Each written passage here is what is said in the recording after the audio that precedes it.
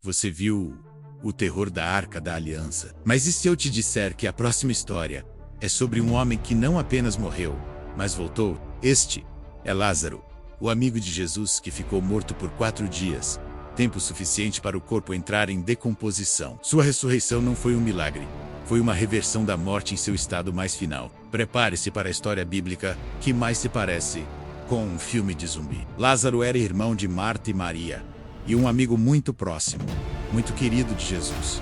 Eles viviam em Betânia, um pequeno vilarejo perto de Jerusalém. Então, quando Lázaro ficou terrivelmente doente, a primeira coisa que suas irmãs fizeram foi mandar uma mensagem urgente para Jesus. Mas Jesus, de uma forma que ninguém entendeu na hora, demorou. Ele não saiu correndo para socorrer seu amigo. Ele só chegou a Betânia 4 dias depois da morte de Lázaro. Quando Jesus finalmente apareceu, a dor e a decepção eram palpáveis. Marta, sempre a mais prática das irmãs, foi ao seu encontro e o confrontou. Imagina a cena, ela com o rosto inchado de tanto chorar, dizendo: Senhor, se estivesses aqui, meu irmão não teria morrido.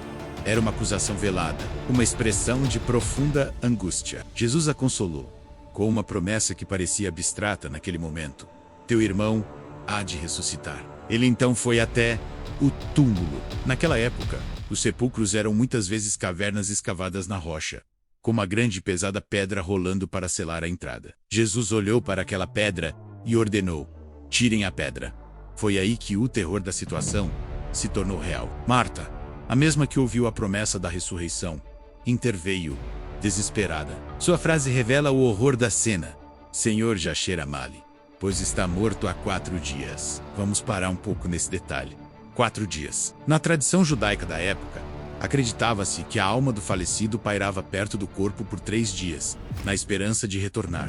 No 4º dia, quando o rosto começava a se desfigurar pela decomposição, a alma partia para sempre. O 4º dia era o ponto final, o ponto de não retorno. O cheiro, aquele cheiro horrível da morte, era prova física inquestionável de que tudo havia acabado. Lázaro não estava apenas morto, ele estava apodrecendo. Ignorando o aviso de Marta, Jesus insistiu. A pedra foi removida. A Bíblia nos dá um detalhe comovente. Jesus chorou. Ele sentiu a dor da perda, a dor de seus amigos. Depois de chorar, ele orou ao Pai em voz alta, para que todos os presentes soubessem de onde vinha o poder que estavam prestes a testemunhar. Um silêncio tenso tomou conta do lugar, e então ele deu o comando mais surreal e poderoso de toda a Bíblia. Com uma voz que ecoou pelo vale, uma voz que atravessou a barreira entre a vida e a morte, ele gritou: Lázaro, vem para fora. Imagine o choque. O que as pessoas esperavam que acontecesse? Nada. Mas o morto ouviu a voz do seu Criador. E então, da escuridão do túmulo, uma figura começou a se mover. Lázaro, o homem que cheirava mal, o homem cujo corpo já estava em decomposição, saiu do túmulo, ainda envolto nas faixas de linho da sepultura, com um rosto coberto por um lenço. O terror e o espanto tomaram conta da multidão. Jesus então disse calmamente: desamarrem e deixem-no ir. As pessoas, ainda em choque, ajudaram a desenrolar as faixas daquele que minutos antes era um cadáver. Mas a história não nos diz o que Lázaro viu ou sentiu durante aqueles 4 dias no mundo dos mortos. Ele voltou, mas não compartilhou seu segredo. Ele era uma prova viva e ambulante do poder de Jesus, mas também um mistério. O que ele viu do outro lado?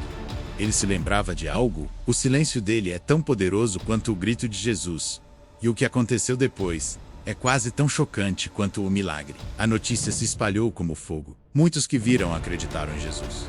Mas o milagre foi tão inegável, tão impossível de refutar, que os líderes religiosos, em vez de crerem, sentiram-se ameaçados. Eles se reuniram e decidiram que Jesus precisava morrer. E não só ele.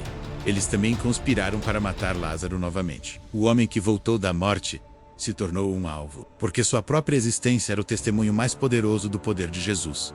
Eles queriam apagar a evidência. A história de Lázaro é um lembrete impressionante de que Jesus tem poder absoluto sobre a vida e a morte, mesmo quando ela já está em seu estado mais final, repugnante e fedorento. É uma demonstração de que para ele não existe tarde demais. E você?